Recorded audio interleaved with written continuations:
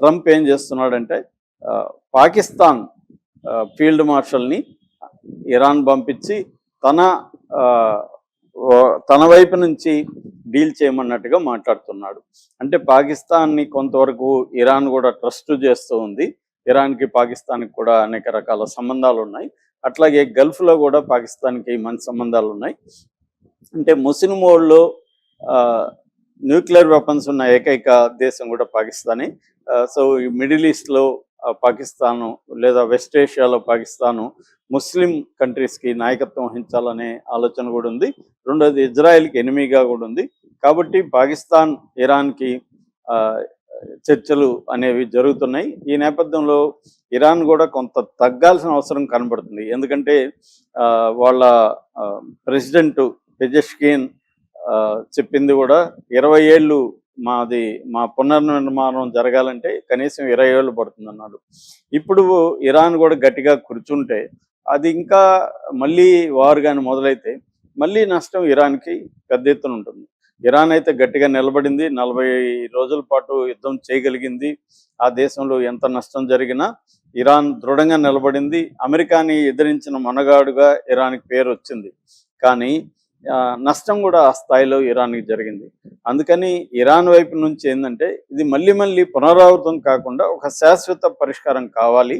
అట్లాగే తమ మీద పెట్టిన ఆర్థిక ఆంక్షల్ని వెతివేయాలి. ఎందుకంటే 79 నుంచి ఆంక్షలు కంటిన్యూ అవుతున్నాయి. 2015లో ఒబామాతో ఒప్పందం కుదిరిన తర్వాత ఒక 3 ఏళ్ల పాటు ఆంక్షల సడలింపు జరిగింది. మళ్ళీ ట్రంప్ 2018లో ఆ ఒప్పందాన్ని పక్కన పెట్టేశాడు. దాంతో మళ్ళీ ఆంక్షలు మొదలైనవి. ఈ ఆంక్షల వల్ల ఆర్థిక వ్యవస్థ కుప్పగొల్లిపోయింది. అట్లాగే ఇరాన్కి సంబంధించిన ఆస్తులు దాదాపు $120 బిలియన్ వర్త్ ఉన్న ఆస్తుల్ని అమెరికా ఫ్రీజ్ చేసింది.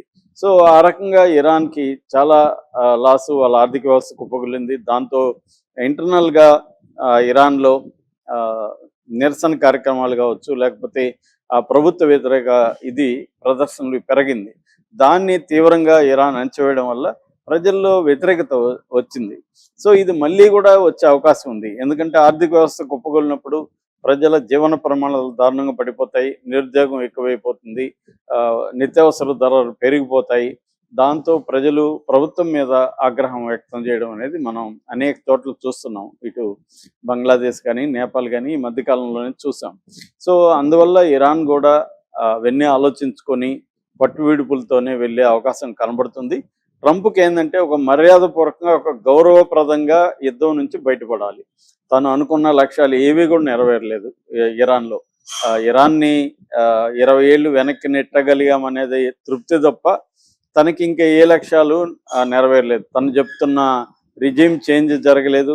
ఇంకా ఉన్న రిజిమ్ని స్ట్రెంగ్తన్ చేశాడు ట్రంప్. తర్వాత అక్కడ కంప్లీట్గా న్యూక్లియర్ పవర్ గ్రేడ్ యురేనియం ధ్వంసం చేయడం అది జరగలేదు. తర్వాత ఇరాన్ని సరెండర్ చేయించుకోవాలనుకుంటే అది కూడా జరగలేదు. ఇరాన్ దృఢంగా నిలబడింది. అమెరికానే తేలిపోయింది. అమెరికా విమానాలు 40 విమానాల దాకా ధ్వంసమైనాయి. తర్వాత గల్ఫ్ కంట్రీస్ అన్నీ కూడా తమకు అమెరికా సపోర్ట్ చేయలేదని తెలిసింది. అట్లాగే నాటో దేశాలు, తన మిత్ర దేశాలు కూడా అమెరికాను వ్యతిరేకిస్తున్నాయి, దూరమైనాయి అమెరికాకి. అమెరికా మోర్ వీకెన్ అయింది యుద్ధంలో తప్ప అమెరికా స్ట్రెంగ్తన్ అయింది ఏమీ లేదు. ఇరాన్ కూడా వీకెన్ అయింది, కానీ మోరల్గా ఇరాన్ నిలబడింది, మోరల్గా ఇరానే గెలిచింది అనేది అందరికీ వచ్చింది. ఈ నేపథ్యంలో ఇప్పుడు రెండో దఫా చర్చలు జరగబోతున్నాయి.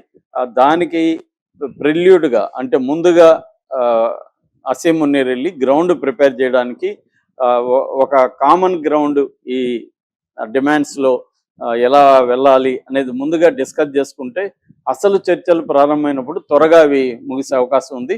అందుకనే ట్రంప్ కూడా ఆల్రెడీ ముగింపుకు వచ్చింది. సీజ్ ఫైర్ కూడా కంటిన్యూ చేయాల్సిన అవసరం లేదు. 21 డెడ్ లైన్ లోపలే ఇది ముగుస్తుంది అన్నట్టుగా ట్రంప్ కూడా మాట్లాడుతున్నాడు. సో ఏం జరుగుతుంది అనేది చూడాలి.